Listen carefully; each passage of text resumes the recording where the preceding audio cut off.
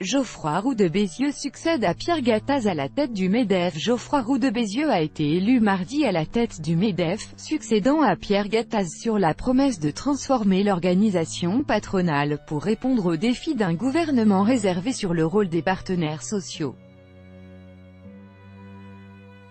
À 56 ans, ce patron du fonds d'investissement Notus Technologies l'a emporté avec 55,8% des voix face à Alexandre Sobo, dirigeant du groupe industriel Olot et ancien négociateur social du MEDEF. Ce que je veux célébrer avec vous, ça n'est pas la victoire d'un camp contre l'autre, c'est la victoire du rassemblement, a-t-il déclaré dans un discours solennel après la proclamation des résultats.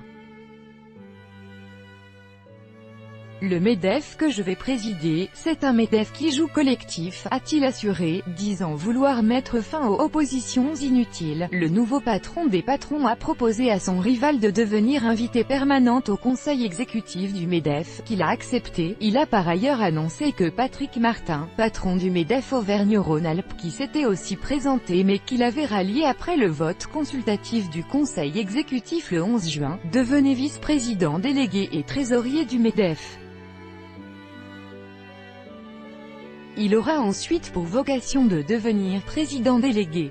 En outre, 10 nouvelles personnalités qualifiées ont été nommées au conseil exécutif, dont la moitié sont des femmes.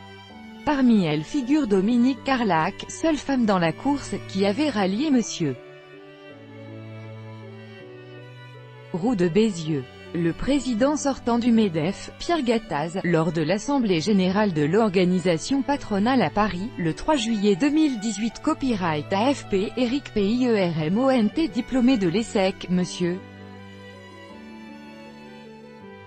Roux de Bézieux avait déjà brigué en 2013 la présidence du MEDEF avant de se ranger derrière Pierre Gattaz qu'il avait une fois élu nommé vice-président de l'organisation chargée du pôle économie, et en particulier de la fiscalité et du numérique.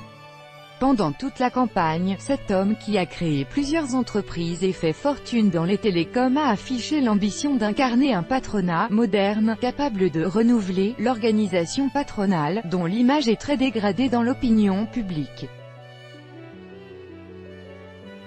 Transformer le MEDEF, soulignant dans un discours avant la tenue du scrutin que les 5 prochaines années étaient pleines d'incertitudes, aussi bien de nature politique que géostratégique. Il a jugé qu'il fallait transformer le MEDEF pour aider à transformer le pays.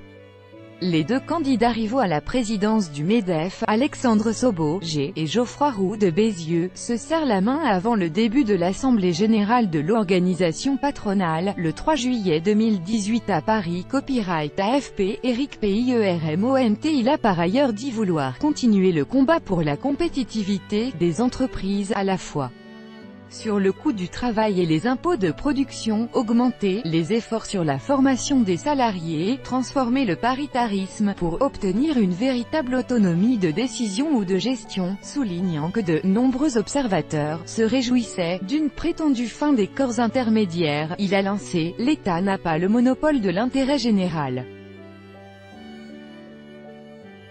Les Français savent que demain ce sont nous les entrepreneurs qui allons changer le monde », a-t-il déclaré. Un peu plus tard, lors d'une conférence de presse, il a indiqué qu'il s'apprêtait à faire une passation avec Pierre Gattaz dans l'après-midi.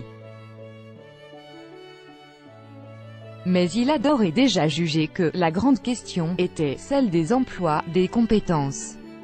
La paupérisation des emplois, la destruction-création des emplois, provoquée par les mutations technologiques en cours, pour moi c'est le sujet numéro 1 auquel le MEDEF doit réfléchir, a-t-il estimé. Interrogé sur sa position sur le paritarisme, il a déclaré que, en fonction de la marge de manœuvre que le MEDEF aurait dans les négociations, l'organisation prendrait, en conseil exécutif, la décision de participer ou pas.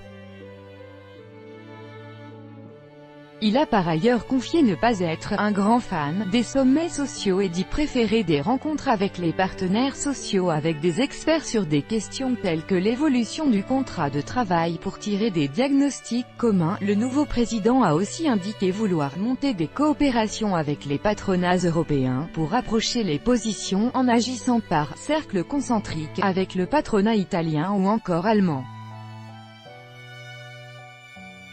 Il doit d'ailleurs rencontrer des représentants de la Cofindustria jeudi.